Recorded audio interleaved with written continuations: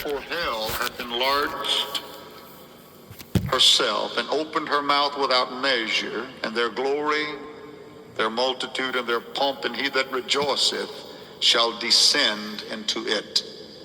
Luke chapter 16, the great 16th chapter of the book of St. Luke, starting in the 22nd verse.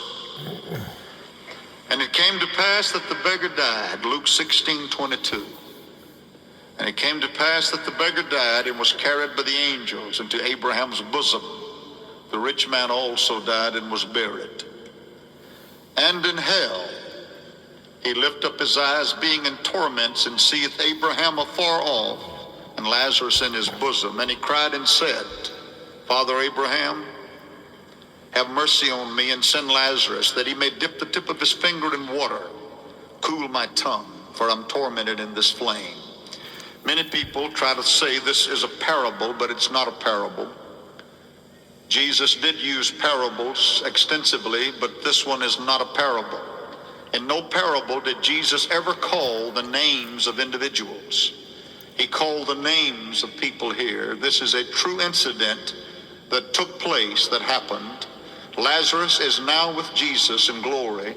That rich man 2,000 years ago that the master portrayed is now in hell. He was there then.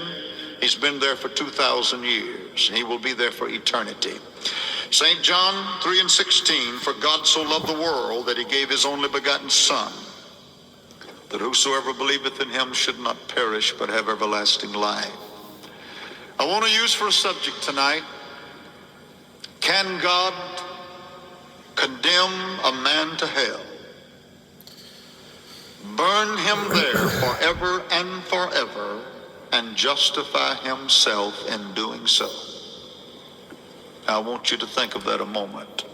That's one more question. Can the loving, compassionate, merciful God condemn a man to hell? Burn that man there without pardon, reprieve, or stay forever and forever, and justify himself in doing so? A telephone jangled beside the bed. It was a bitter cold January night.